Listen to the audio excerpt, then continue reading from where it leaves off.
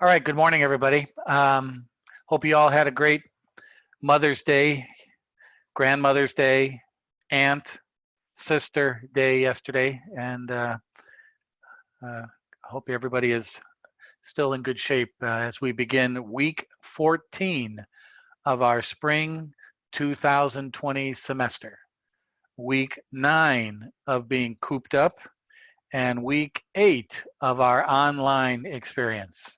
Hopefully, we all will never have to do this again, but I wouldn't bet on that one. Um, what we're going to talk about this week is something, as I mentioned in my introduction video yesterday, something that you probably is the last thing on your minds right now is retirement, especially if I'm 22 years old, 21 years old. Last thing on my mind is retirement. But that shouldn't be the case. And we've talked about that before, how in any small little way, if you can start planning for down the road, it's to your advantage, not only as an investment vehicle, but also as a planning vehicle. So we'll talk about that this week, Chapter 14, Retirement Planning. You all, or most of you, have posted your quiz number 3 work yesterday. I will post the solutions tomorrow and the grades, and we'll review that on Wednesday in class. A couple other things. On Wednesday, I will give you our final quiz of the semester, which will be strictly involving your portfolio valuation of your portfolio you have designed and monitored throughout this year. That will be a valuation of your portfolio on Friday, May 15th, and your posting will be due Sunday, May 17th. I'll have you do a final spreadsheet valuation of your portfolio and then also answer some questions in regards to that portfolio in that quiz number 4 due on Sunday. You will get that on Wednesday, but mainly the main thing about it is to value your portfolio at the close of the markets on Friday, May 15th. Also, a week from this Wednesday, May 20th, your writing assignment is due. If any of you have any last minute questions on that or last draft questions on that in the coming week, please feel free to let me know. And then finally, our final examination will be distributed a week from Wednesday, and that'll be due Sunday, May 24th to Blackboard. The final examination covering the last third of the course, plus maybe 1 or 2 questions concerning your spending diary, which I hope you haven't forgotten about it over the last part of our course. Also a question probably on your portfolio, and maybe 1 or 2 questions on career opportunities or other things that we've talked about in the class. So that will be the concluding of your work for this class, with the final examination posted by Sunday, May 24th. If everybody posts their work by that Sunday, including the portfolio, the writing assignment, and the final, along with your course evaluations, which not too many people got too excited about the midterm course evaluations, according to the information I received from the university, make sure you complete your course evaluations for this class by that end of the period of May 24, 25. And then if you do that, you'll receive your final course grade on Tuesday, May 26th to Blackboard. You'll get all your grades posted plus your course grade posted to Blackboard by Tuesday, May 26th if you complete your requirements of this course, including the course evaluation. But again, as I have said over and over to many classes, course evaluations have nothing to do with your grade, nothing to do with anything except giving additional feedback to the university about your response to this Business 345 class. If you do not complete your course evaluation, you'll just have to wait an odd week or so until the registrar posts your grades when they get all the material in. But I'll be posting your grades to the registrar also on Tuesday, May 26th. But when the registrar releases those is usually 5 to 10 days after that date. So that's our coming attractions for the next 2 weeks of this class. Next week, we're going to talk a little bit about career topics. We're going to talk about student loans and debt after you get out of here, talk a little bit about that. And then next Wednesday, we'll have a special commencement ceremony for Business 345 put on by Professor Hassey. The hell with all those other clowns in Founders Hall. I'm just going to do something about commencement next Wednesday, our last official online class for this Business 345. So that's what we're doing and what involved with for our class this week. I am also recording this class for posting to our YouTube playlist and to our Blackboard site with a link. So this class is being recorded. All right, well, let's look at a couple of things to get us started today. First of all, it's the usual cast of characters here. Looks like everybody made it through the weekend and is in good shape. All right, good. Let's bring this up here.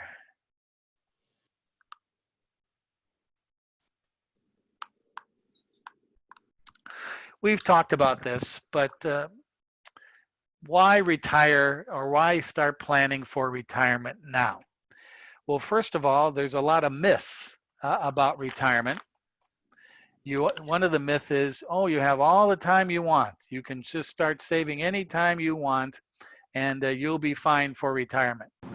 Well, I don't think that's a sound advice. You should start as soon as you possibly can about retirement. Now, naturally, most of us start when we find a job, and that's probably the prudent thing to do because that's when we have cash flow. But saving a little bit before you get a job is probably a good way to start. Sock money away in an IRA. Sock money away in a savings account. Nothing wrong with that.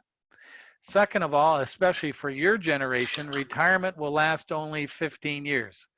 Highly unlikely. Your retirement will probably last 25 years, maybe even 30 years. So plan on a lot of time after you work to keep you funded cash flow wise. You can depend on Social Security and a company pension for basic living expenses. That was the case about 50 years ago. But today, in especially Southern California, if you're going to retire, especially today when most people retire and they're still in debt, especially today when most people retire and they still have dependents, either grandchildren or children living at home, your basic living expenses will be probably a lot higher than you think, and you should be prepared for that. Another myth is pension benefits will keep pace with inflation. That's another stretch, especially going out into the future. Interest rates, yes, have been historically low for the last 10, 20 years, but they will go up over time, and you should plan on that. Secondly, your employer's health insurance plan and Medicare will cover all your Medicare expense or your medical expenses when you retire. Hopefully that will be the case, but what happens if you end up having diabetes or some ongoing problem that requires extra care beyond the general requirements of Medicare and health insurance plans? You're going to have to get supplemental plans, and that requires extra expenses. So there's a lot of things you have to worry about and why we have to consider retirement plans in any way that you can. All right. As the textbook says, starting now is critical. The sooner you start saving money, the better. And the side part of this is you save money, it's also a safety boat in case something happens down the road, in case you want to maybe buy a house. It can also ask as a sort of liquidity. Many people like to have it deducted from their payroll. I'm not a big fan of that. If you have a disciplined schedule, you don't need to do that, but that's a possibility. Be realistic about your returns. My cardinal rule over the last 40 years, yes, the last 40 years of retirement planning has been to plan on a 5% return average over that lifetime. 5%. Doesn't seem like much, but it is when you take it into context over 40 years. 5% a year. If that's what your realistic return goal is, you will be fine over those periods of time in retirement. A lot of us change jobs over the course of our lifetime. Make sure when you change jobs, you can roll over, keep your retirement funds together. Okay? So there's a lot of ideas about retirement. And one of these ideas is supplied by our textbook. And here's a little video about that we're going to take a look at right now.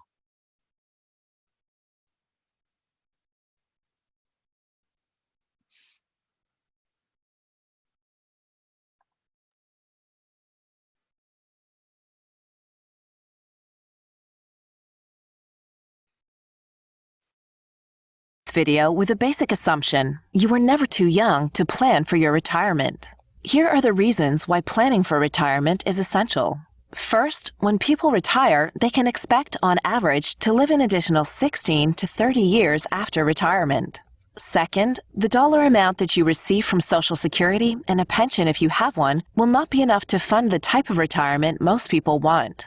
Check it out. Ask a retired person, your grandmother or your grandfather, if they could live on just their Social Security. Third, during your retirement years, prices for just about everything you want or need will increase because of inflation. One of the most important decisions you can make is a decision to begin saving and investing for retirement when you are young. The reasons are simple. The sooner you start, the more time your savings and investments have to work for you. Put another way, the time value of money can help you achieve your financial goals and help you make sure you have enough money to live on when you retire. Let's look at an example. Assume that one 25-year-old investor begins investing $2,000 a year for the next 10 years. Notice that he does not contribute any additional funds after the 10 years. Also, assume that all investments earn 9% each year. More importantly, he doesn't touch his retirement account until he is age 65. And all investments and earnings continue to earn 9%. When he's 65, the value of his retirement is $545,344. Almost all of the increase in dollar value is because of two factors. First, he began investing when he was 25. Second, his money had more time to work, and the total reflects the earning power of the time value of money concept. The second investor doesn't begin investing until he is 35. He continues to invest until he is 65, a 30-year period, and earns the same 9% as the first investor. When he is 65, the value of his retirement is $352,427. Even though he has invested more money than the first investor, $62,000 compared to $20,000, he's still retired with less money than the first investor. Big question? Why? The answer is the number of years each investor's money could work. The first investor's investments increased in value for 40 years. The second investor's money only worked for 30 years. The difference, almost $200,000, was because the first investor's money could work an additional 10 years. Simply put, that's the time value of money at work.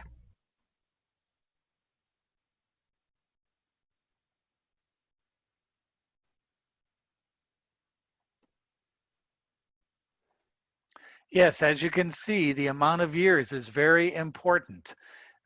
If to make up for that, if you start later, you're going to have to put more money in. And by that time, you might have a family and other responsibilities, so you have to be aware of that. I think one of the key things with retirement is getting in early if you can. Again, the starting date in this example was 25. A lot of you are not even 25 yet. So you got time to figure things out, get a job, get some cash flow going, pay some bills, and get your life organized. But then when you hit that magic number of 25, even 30 is okay, then you start beginning your planning for retirement. I think that's very important. Also, this example from the textbook uses an interest rate of 9%. That's going to be a little bit of, that's going to be a tall order in the years ahead, in my opinion. Unless you're going to invest in a methamphetamine lab. But besides that, I would stay away from, plan on more like a 5% return a year, and you'll probably be a little bit better off. But that's a good idea and a good outlook of planning. And again, I know a lot of you are probably saying to yourself this morning, "Good God, why am I looking at this? Why am I listening to this? I have no clue whether I'm going to be doing what I'm going to be doing in a year, let alone 40 years." But again, keep that mindset involved, and you'll be better off in your retirement planning. We're going to talk a little bit about retirement planning again on Wednesday, but in Wednesday, we're going to be talking about it in the context of wills. I know, again, another farthest thing from your mind is a will, but trust me, if you just a simple basic will, even though you have no money, no assets, probably some debt, is a very important thing for the people who are going to survive you if something happens to you. So again, we'll talk a little bit about wills and estates a little bit on Wednesday. All right. But one of the first things you should do in planning your retirement is just take, like we've talked about throughout our whole class, take a financial snapshot at various times throughout your life. I like to use every year, every January. I usually set my goal as having a financial review by every Super Bowl. By every Super Bowl, I take a look at my previous year, what I did, what my finances are, what did I borrow any more money? Did I purchase any more assets? My insurance coverage, all kinds of things. I usually do every Super Bowl. I usually want to have all that done for the prior year. That's a good basis. And then you celebrate that you're totally depressed about your finances by having a nice time at the Super Bowl. But be that as it may, you should always conduct a financial analysis of yourself, how your assets are changing, what's going on with you. So for some years, there'll be no change. But get into that discipline every year, you'll be better off. As I said, you take a look at your investments, your insurance needs. As things go on, you always want to make sure you take a snapshot. And then as you get a little bit older, maybe into your 30s or 40s, you begin to think about your spending patterns and what you're going to do and how you're going to live once you decide to retire. You might want to even talk to your parents about this, even though they probably won't want to talk about it. Talk about this with your parents and with your grandparents. How did they start thinking about planning for their retirement? A lot of people, once you turn 50 or 60, you begin to think about, do I want to stay around here? And most reasons why people want to stay around in this community after they get that point in time is they want to be close to their families. But other people want to maybe move because it's cheaper to live in other parts of the country. Maybe Arizona, New Mexico. A lot of people like to do that. Even Texas, God help you, to retire in those parts of the country because it's a little bit cheaper. You got to think about expenses. You got to think about taxation, how you're going to live, and that's a big point. And the earlier you start thinking about that, doesn't mean you're going to have to do that. The better off you will be. All right. Two things are going to go, or a variety of things are going to go up when you retire. All right.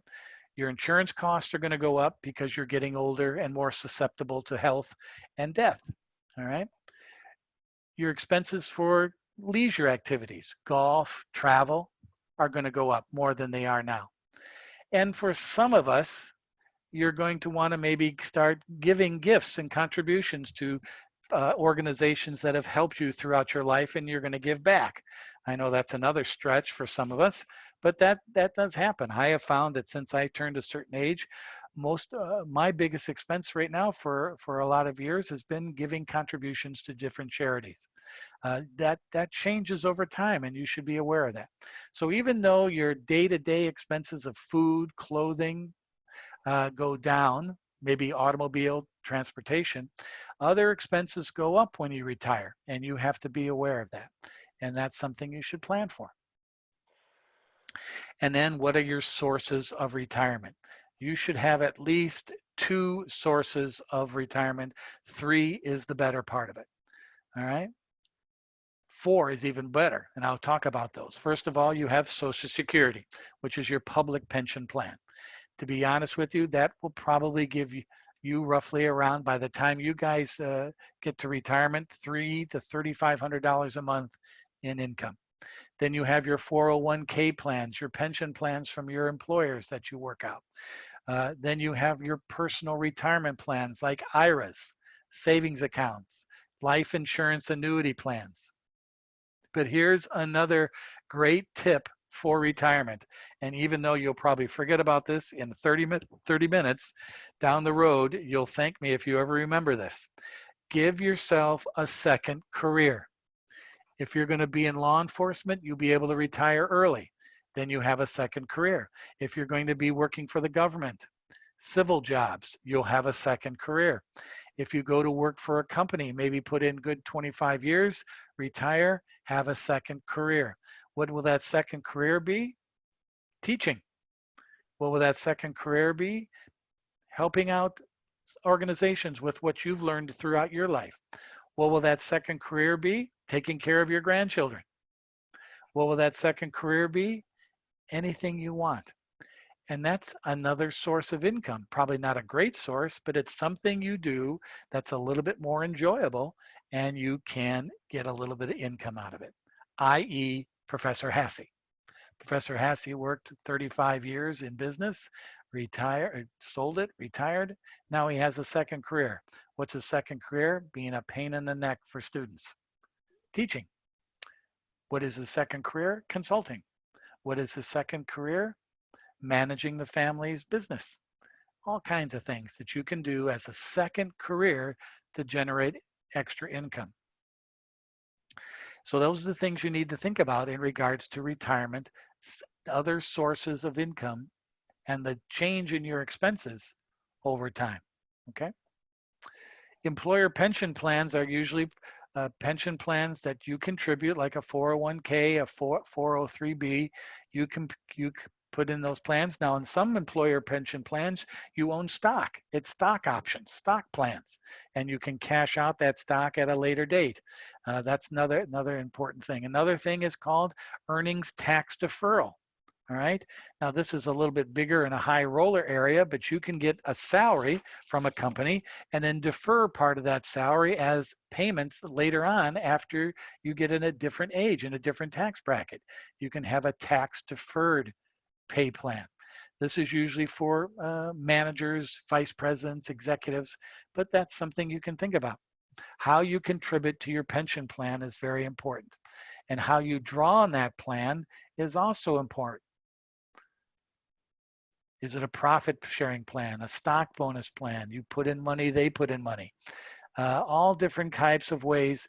And at the beginning of your career in jobs and working for people or working for yourself, have a good idea of how you're participating in these plans and what's going to be the payoff down the road from these plans. Make sure you understand that as you set these up over time. A defined contribution plan is called a 401k, where you deduct salary, your employer puts in contributions, and that is all tax deferred until you draw on of it later on in life. And those funds can be invested in any type of investment that we've talked about in this class. And you are vested usually after 6 months or a year. Once you work for somebody, you work there for 6 months. Some companies, excuse me, is a year. Then you're vested. All the money in that plan that you've put in is yours now, and you can draw on it at any time that you like.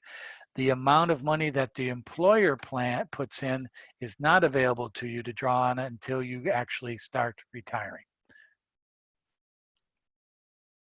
You can have defined benefit plans where you have a set aside, you already know what your pre-retirement salary is going to be. You base that on for, like, if you go into work for civil government or for many corporations, you can retire at 20 years of service and you'll get 80% of your salary in retirement. Or you work 30 years, you'll get 90% of your salary in retirement.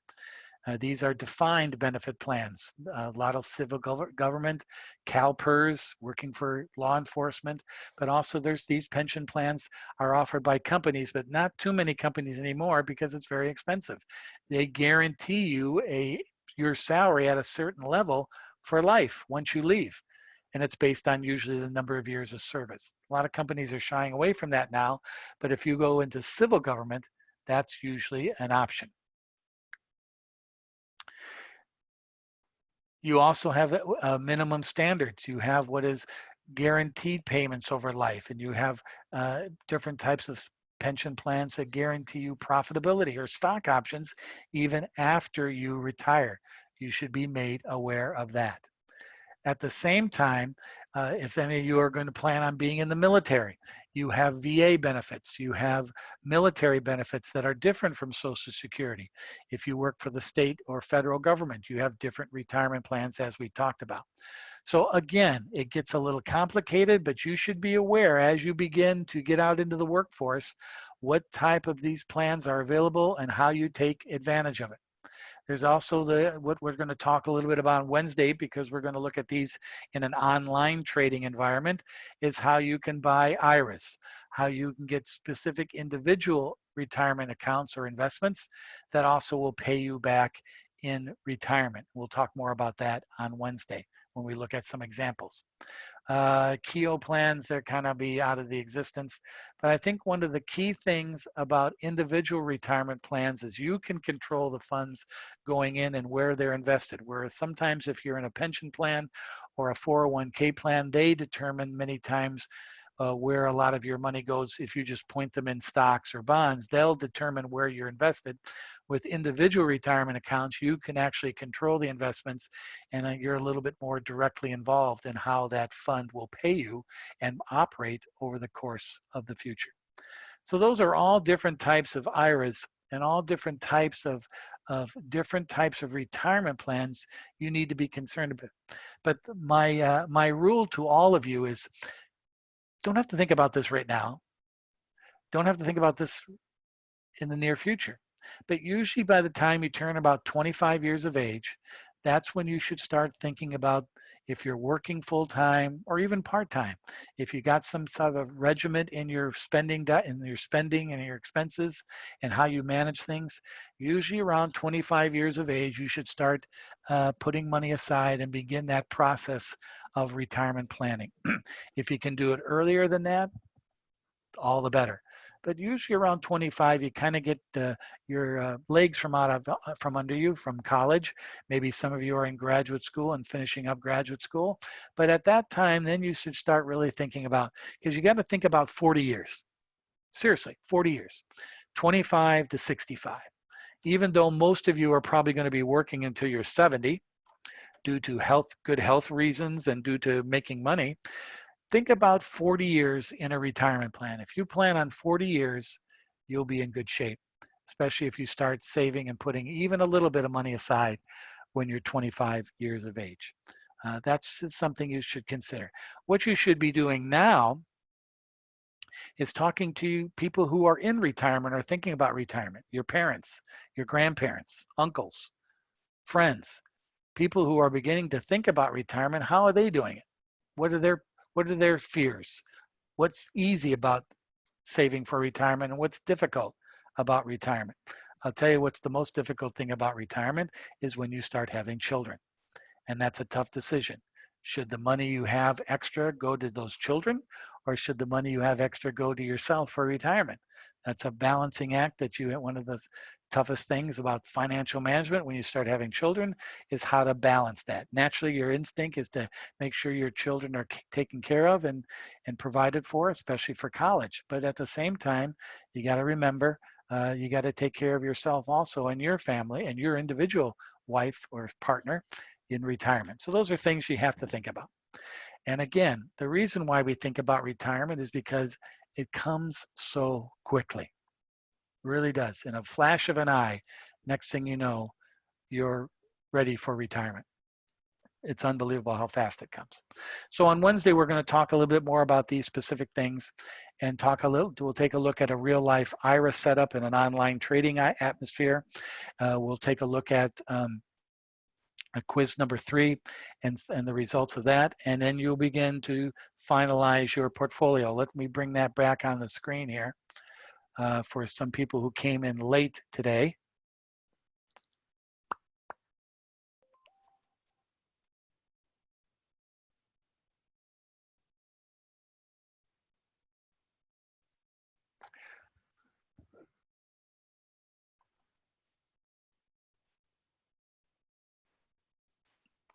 We have three things to do over the next couple of weeks to wrap up the course.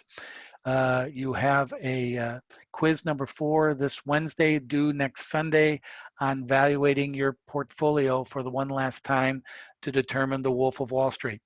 You have a writing assignment due next Wednesday, and on next Wednesday, you receive your final examination work, which will be due Sunday, May 24th. And then the final course grades will be distributed and available on May 26th. All right, one last video and then we'll call it a Monday morning.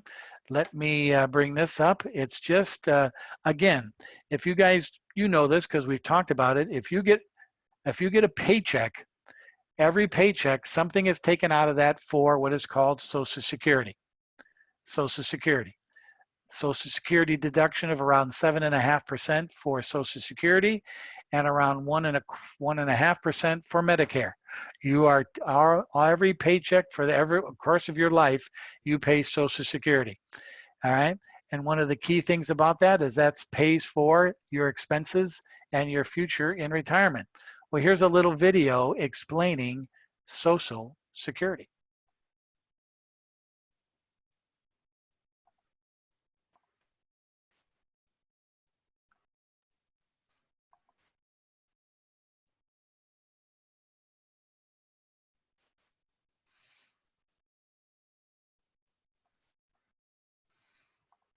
In this video, we discuss information you should know about the Social Security program and how it affects the benefits you may receive. Almost 97% of U.S. workers are covered by Social Security, and today, more than 1 out of 6 Americans collect some kind of Social Security benefits. Still, most people are plagued by a nagging question: will I have enough money to fund my retirement? As you plan for retirement, consider 3 factors. After you retire, you can expect to live an additional 16 to 30 years. Social Security and a private pension, if you have one, are almost always insufficient to cover the cost of living. Inflation, higher prices for most everything, will affect how much money you need to fund your retirement. For most people, a large part of the answer to the question, will I have enough money to fund my retirement, is Social Security. Although it is relatively easy to apply for Social Security, there are decisions you must make that will affect how much your retirement benefits will be. The first decision you must make is when you begin collecting benefits. At age 62, you can begin collecting reduced benefits. If you wait until age 65, your monthly benefit amount will be higher. And if you wait until you're 70, the monthly benefit will be even higher. Note, because of longer life expectancies, the Social Security full retirement age will increase in gradual steps until it reaches 67. Other factors to consider include your medical condition and family history. For example, if you have severe medical problems and cannot work, or have a family history including medical problems and early death, then it makes sense to begin collecting Social Security benefits at an earlier age. Also, your lifestyle can affect your decision. Some people postpone applying for Social Security benefits because they enjoy working. Others prefer more leisure time and travel and apply for benefits at an earlier age. Once you begin receiving Social Security benefits, the monthly benefit amount may change. The major reason for a change is Social Security's cost of living adjustment. Each year, a small increase will be added to your monthly benefit payment because benefits are adjusted for inflation. If you continue to work after reaching full retirement age, your benefits will also increase. Now, some bad news. If you continue working while collecting Social Security and you are under full retirement age, your benefits may be reduced depending on how much your earnings are. Also, up to 85% of your Social Security benefits may be subject to federal taxation for any year in which your adjusted gross income plus your non-taxable interest income and other income exceed a base amount that is adjusted annually. Let's take a look at a benefits statement. The benefits statement includes an estimate of how much you will get each month from Social Security when you retire at age 62, 65, or 70, based on your earnings. It also provides information including how much your wife and family would receive if you were to die, and information about Medicare.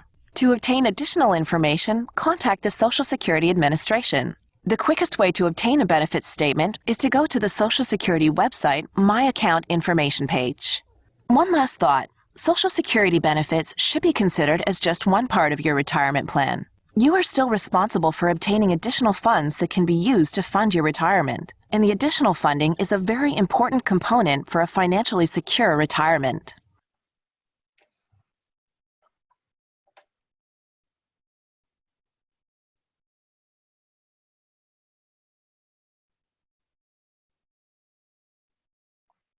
Okay, couple of things we've already talked about there, but the main thing is once you start working and you have a social security number, you should keep track and go to the Social Security SSA.gov website and track every year when you do that Super Bowl annual financial review of your finances is print out a Social Security statement. I print out mine in January. You can print it out right from the government website, and it gives you all the money you have put into the Social Security system every year, and projects if you'd retire at a certain age, how much money you'll get. It's pretty handy. And also it's a good way of seeing how much money you've put into your retirement over the course of your life. This is something that's going to shock you, so hang on to your hats. I printed mine out every January, and the first year that I started earning money for Social Security was, this is probably even before your parents were born, 1974. You do the math, I was 13 years of age. I started working when I was 13 and earning a paycheck. And what I was doing is I was working at a golf course and they were paying me. And so that's when I started putting money into the Social Security. Now, almost all of you have had some type of job or other and have put together and have earned income. You are now starting to put money into the Social Security Administration, and you can get a statement on that every year, and they'll let you know how you're doing. So that's something that's part of your financial review, is making sure you track that. It's just like tracking your investment into a 401k or tracking your investment into an IRA. You get yearly statements that show you how you're doing. You can do that for Social Security. I'm sure your parents probably do that in their financial planning, and it's something that you should start doing as you get more involved in the Social Security program. So that's where we stand. So again, retirement. It's a subject that I don't want to talk about, but it's something that you should start thinking about as you go into the market and as you go into the job market, so to speak. And that's something you should be planning for. So on Wednesday, we're going to take a look at quiz number 3 review. Those grades will be posted sometime tomorrow.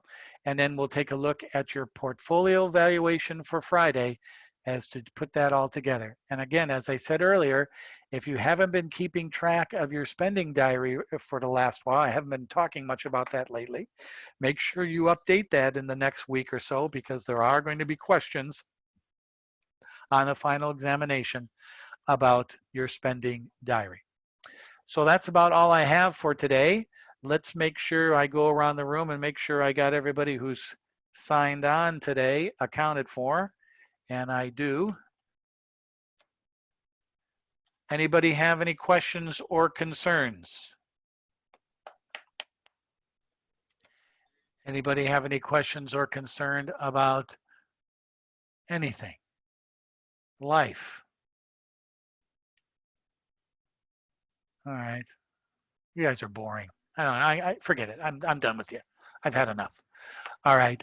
Besides that, again, as I asked you all last week, if any of you have any ideas or any questions in these last 2 weeks about your future, anything having to do with financial in your future, please let me know with some questions. If you have concerns about student debt, we're going to talk a little bit about that next week. If you have concerns about the job market, we can talk a little bit about that, and that's something naturally a lot of us should be concerned about. If you have concern about whether your Laverne degree is going to hold any water in the workplace and in the market going forward, and I can just quietly assure you that it will hold water, but it also depends on the chosen field you plan to participate in. That has a big part of that. I just read an article over the weekend in the Wall Street Journal. Right now, our unemployment rate is 14% in America, the highest it's been in a long, long time. They're forecasting it by June and July, it could be as high as 25% unemployment rate in America. This is the job market you're going into. But here's the good thing about this. If you don't have a high school, let's break down. At the 14% unemployment rate as of last week, if you only have a high school degree or lower, your 15% is your unemployment rate. If you have a high school degree, 12% is your unemployment rate. If you have a college degree, your unemployment rate is half of that, 7%. Having a college degree gives you a foothold in the market for work. That's one of the values you'll receive with your degree once you get out of here. You have a better chance of getting into the job market because of the skills and having that college degree. It even goes down even more if you have a graduate degree, like in business or the sciences, or teaching naturally. Then that's added cost because you probably got to borrow money or spend more money to get that degree. So we're not going to talk about that. But again, going into the job market with a college degree puts you a lot better off in the marketplace to find the work. And that's something we're going to talk a little bit about next week. So if there's no questions, it's 8:45. Let's call it a Monday. I wish you all a good week. We'll see you all on Wednesday. And adios, guys. Take care. See you on Wednesday. Have a good one, Professor. All right, Roy. Thank you. See you, Jake.